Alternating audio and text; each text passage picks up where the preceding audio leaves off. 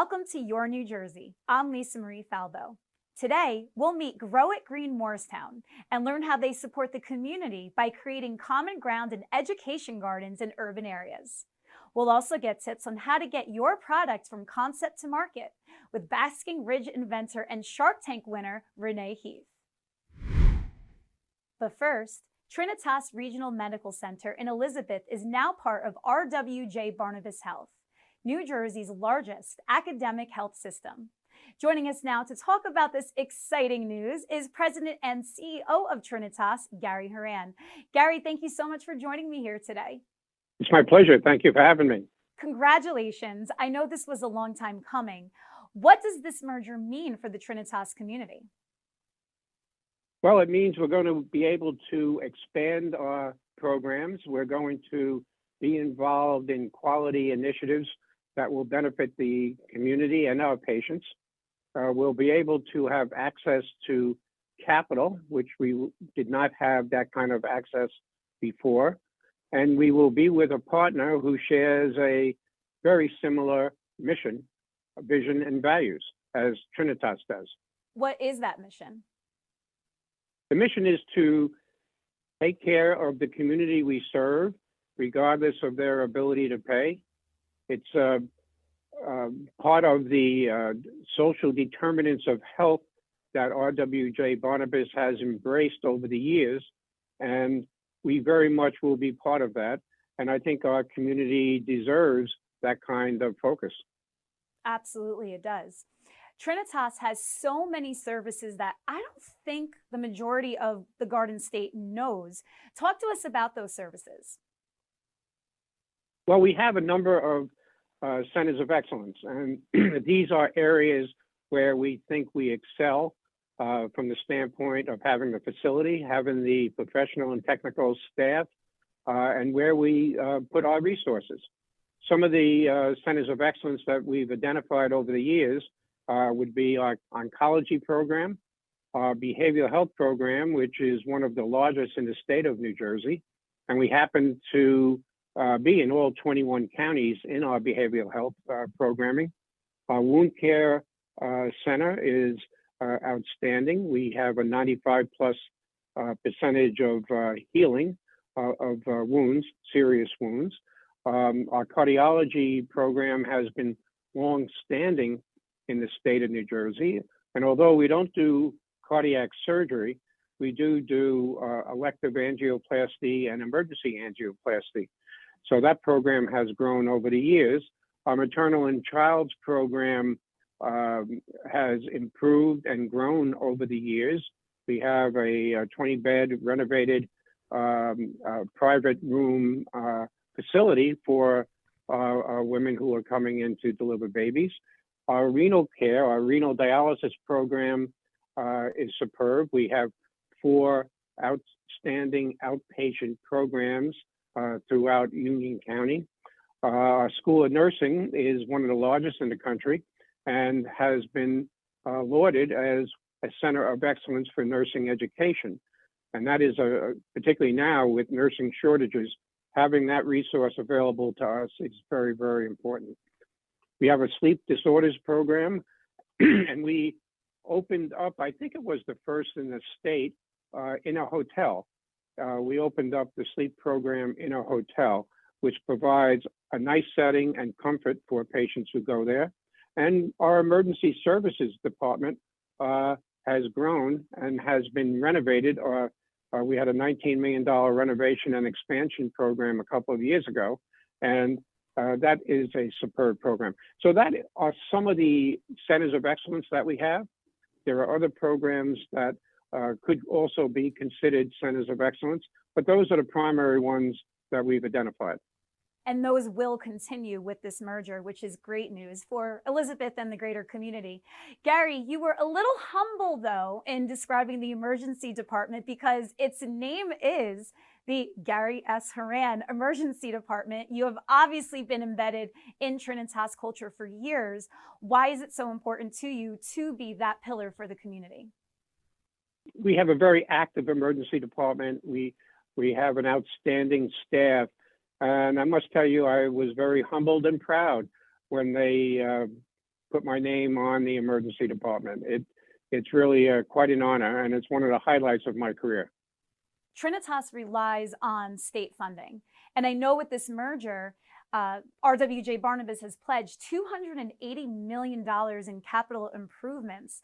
That money is, I know, going to go a long way in improving your services even more. Without question, this will give us the ability to expand our outpatient facilities. We're planning to have 2 ambulatory care centers set up in Union County. We're going to have improvements in our infrastructure, our facilities. And one of the most significant pieces will be getting involved with a new technology platform, that being Epic. And Epic is the gold standard of information technology. And we will be joining the other 11 hospitals in the Barnabas system, RWJBarnabas system, to participate in Epic. And that is really something we're looking forward to. Gary, what's so important too about this merger is that you're keeping your identity. Well, we're keeping our identity in that we're keeping the name, Trinitas Regional Medical Center, but it's going to have an add-on, RWJBarnabas Health, to show that we are affiliated now and merged into the RWJBarnabas Health system. All monies raised through the foundation stay with Trinitas and for what the monies are designated for. They don't go anyplace else. They don't go for any corporate overhead elsewhere. It stays within the foundation and within Trinitas. I know people watching may think, okay, you're talking about a hospital in Elizabeth, that's all fine and good. But what they may not realize is the importance of Trinitas when you're traveling in our state. If you run into an issue at Newark Airport or a certain sector of the Turnpike, you're going to Trinitas. So it's so vital for the community all around the state, and even those coming in, visitors, that Trinitas is alive and well. So talk about being such a hub. Well, our location is very unique. We're in the 4th largest city in the state, the city of Elizabeth. We're located by the airport. We're located by the Turnpike and the Parkway. The Goethals Bridge is a stone's throw from the hospital. So we're in a very unique area, a very populous area. We have a terrific population. But as you said, if somebody gets sick at the airport or there's an injury at the airport, they would come to Trinitas. That's part of our catchment area. So we do see people from all around the world, actually, who use the Newark International Airport. Gary, where can people find out more about Trinitas, learn about its services, and to support?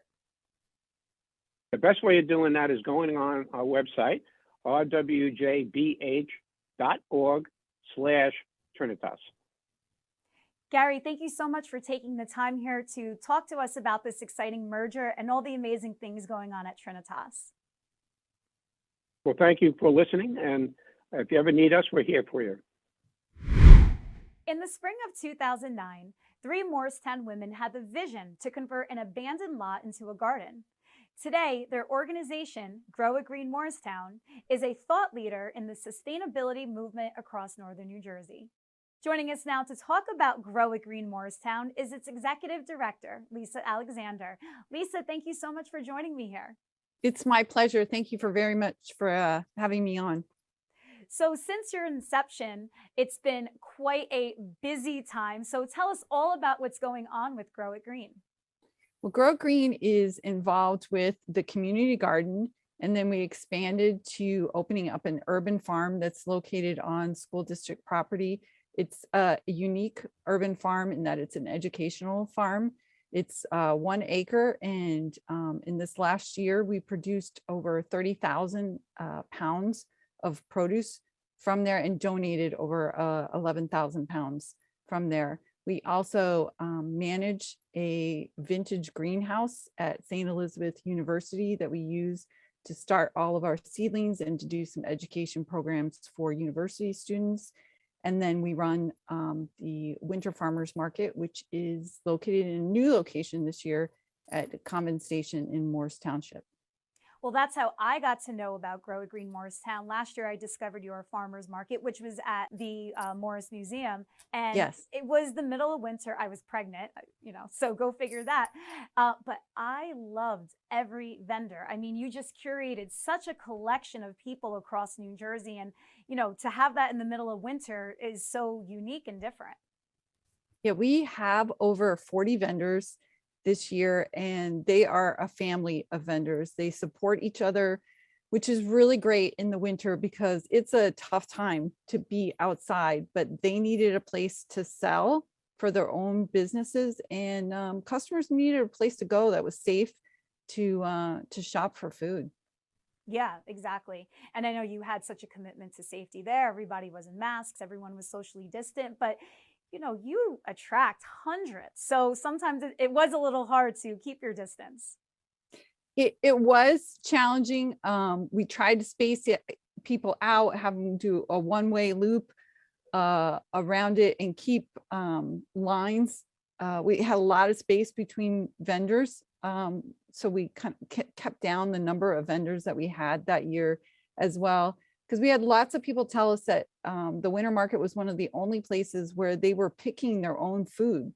So many people who were immune compromised were having food delivered to them or having people bring them food, but they weren't choosing their own food. So it was great for them to get out and choose their own food. Exactly. So you have a lot going on with your different gardens, your farmers market. The community support has to be vital for you to survive. Yeah, we're a small operation, but we're really dependent on the support of local donors and volunteers. It's a lot to harvest 30,000 pounds of produce and run educational programs for so many students in the Morris School District, but the volunteers really make it possible. And I have to say, in the last 2 years, we've been so impressed by the young people who volunteer at the farm. When it became kind of unsafe for people who felt uncomfortable that were older to come to the farm and volunteer, a lot of high school students stepped up, and we've just been so impressed with the help that they've given us and how mature they've been. Yeah, that leads me to my next question. How did COVID maybe affect some of your farming? Well, at first, one of our biggest objectives is education, just inspiring young people to eat fresh, to enjoy food, figure out that it's how it's grown, and then figure out the magic of eating it. I mean, pulling something out of the ground and sticking it in your mouth is all in for kids, and it really helps tie them to eating vegetables. But for us, we couldn't have those school groups come out anymore because buses weren't operating anymore and schools really needed to take care of their students. So we really shifted to focusing on growing food. We knew there would be great demand for food. And Farmer Sean, who's our Director of Agriculture and Education, and I said early on, we've got to get out there and grow food for people. Yes, so important. And especially now when you hear about food shortage and supply chain issues, I think having that support within the community is so important, especially to those that may otherwise not have access. Right, exactly. And having local sourcing helps, like you said, with supply chain issues. That's really something you want to support and have available to people. And for people who, it's tough enough for all of us to access food, but for people who are underserved in our communities, having fresh food available was really critical. And we partner with several different organizations who are masters at food distribution. That's not really our strength. Our strength is to grow the food. So you have Interfaith Food Pantry Network, Nourish NJ, a new partner with us last year, because with everyone with COVID, you learned new things. And we discovered NORC, Science and Sustainability, and they utilized our food for 20 weeks to do their farm to table shares. Very important stuff. Lisa, this was so great. Where can people find out more about Grow It Green Morristown and to support? So if you follow us on Instagram at Gig Motown, and you can also find us on our website, which is growitgreenmorristown.org. Lisa, thank you so much. See you at the Winter Farmers Market. Thank you so much for this opportunity. We hope to see all of you. If you're not close to us, go to a farmer's market, enjoy it in the winter, get outside. A Basking Ridge inventor recently struck gold on ABC's Shark Tank. Joining us now to give her tips on how to bring your great idea to life is Banana Loca co-founder Renee Heath. Renee, thank you so much for joining us. And thank you so much for having me. So let's start off. What is Banana Loca? Banana Loca is an innovative kitchen gadget that allows you to core and fill a banana, get this, while still in its peel. How does that work? So you take your banana and you put it into the straightener. We have a core here that goes through the center. We give it a little twist to break off that core, create a little suction to be able to pull it out, and then you can fill with whatever you want. We have Nutella today. You can see the core of the banana, jams and jellies, honey, but whatever your favorite filling is. I love my hazelnut spread. We go ahead and put it into the hopper and basically insert the banana onto the nozzle, and it'll push the banana out as you push down in order to fill it up for a yummy, tasty snack, for a meal on the go, and it's good to go. You can see here, I'll give it a peel and you can check out the inside. That is so cool. And I would totally stuff mine with Nutella too. You can do combos, like I do peanut butter and Nutella all the time. We have some fun recipes on our website. There's a variety of things that you can do. The joy in your face when talking about this product is priceless. How did you get the idea? So my business partner, Bashara, grew up in Lebanon, and in his country, it's very common to have pita bread with banana and Nutella as a snack for children. And so he was just looking up one day different recipes for peanut butter Nutella, and the idea just poof came into his head. So he gave me a call because I have a background within the food and beverage industry and within consumer packaged goods. And we did the whole fun whiteboard and came up with the idea. So when you have an idea like this, I know it's important to set it up like a business, right? So take us through the back end of this. Sure. So first what we did is we set up our own company. We set up an LLC to make it officially a business.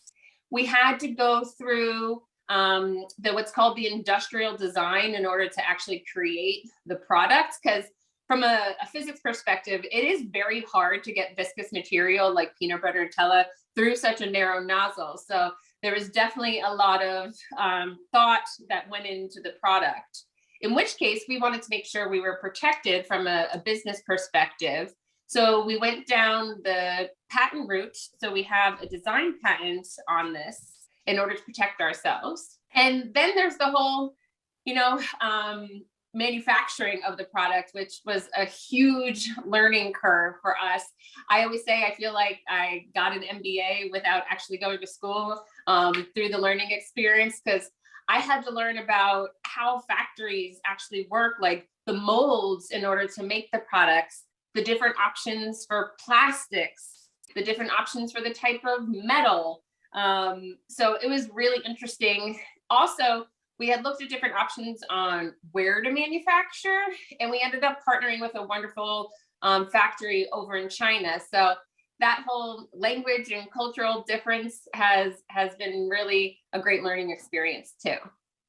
For people watching, they think that they too have the next great product, but I know for a lot of them, money is an issue. We'll obviously get to your investments on Shark Tank in a second, but how did you get started?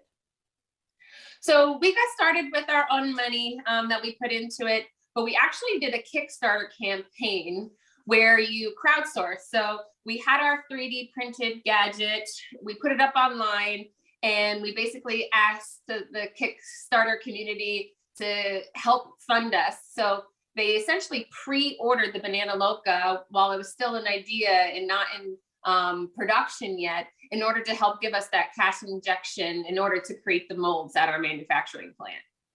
So what is your advice for those that have a great idea, want to get it to market, but just don't know how? Sure. It's creating like the minimum viable product. Like we did a 3D printer, like just have something tangible and make sure that you use your network and connect and put the idea or the product in front of people in order to get an initial reaction. Our initial product testing gave us so much insight and helped us create a better product. So for example, when people were using it, we noticed it was sliding around the counter a little bit. So we added 4 rubber feet for easier usage. An earlier version had like a hand pump almost, but it was kind of hard for kids and grandparents to use. So we created this lever so it's easy to use.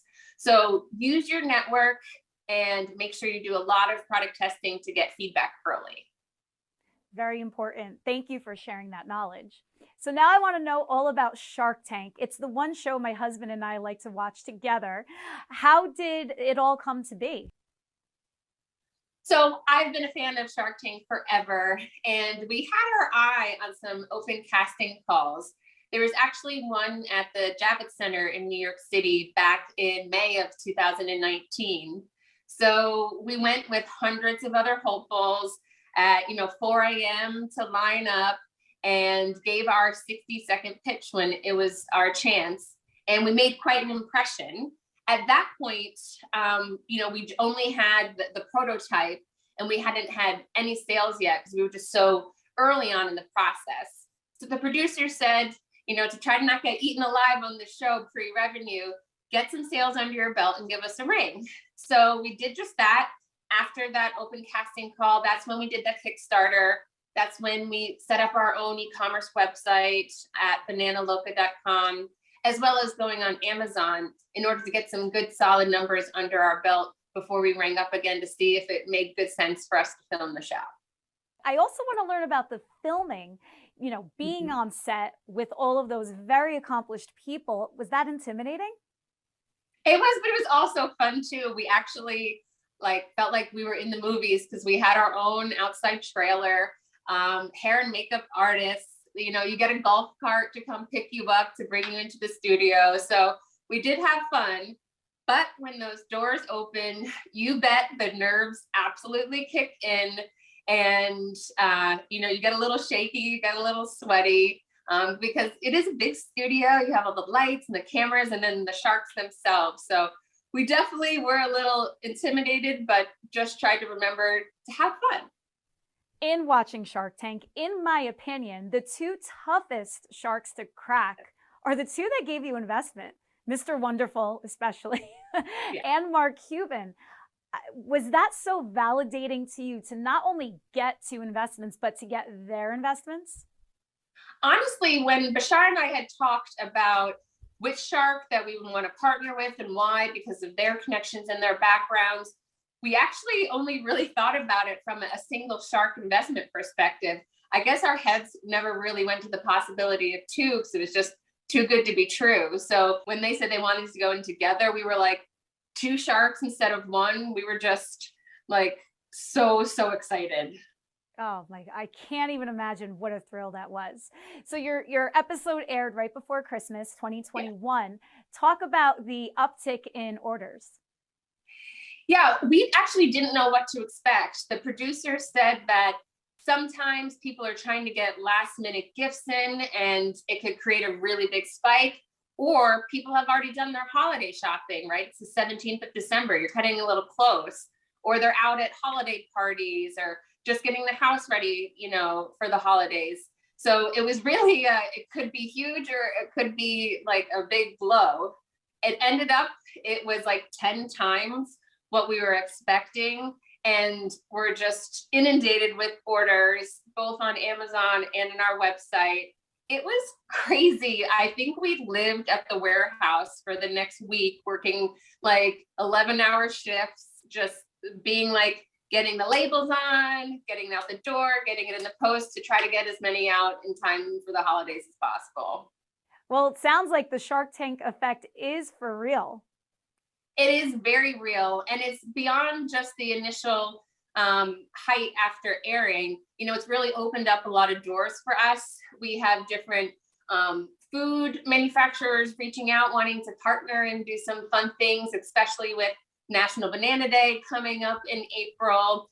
We have a lot of like retail stores that are looking to stock us on the shelves to, get the joy of Banana Loca to their customers. So it's really opened up a lot of doors and opportunities for us. We're so grateful. Where can people find out more about you?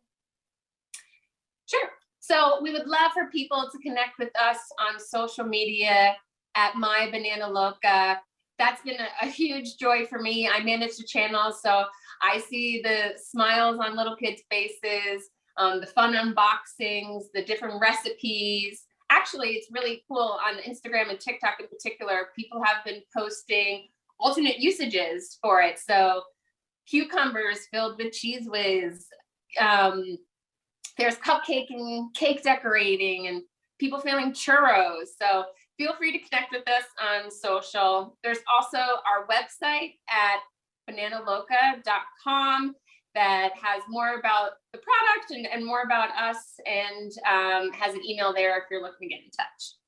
Renee, this was so fun. Congratulations on all of your success, and I envision even bigger success for you. Thank you so, so much. Thank you. Take care. Thank you for watching Your New Jersey. I'm Lisa Marie Falbo. We'll see you back here next week.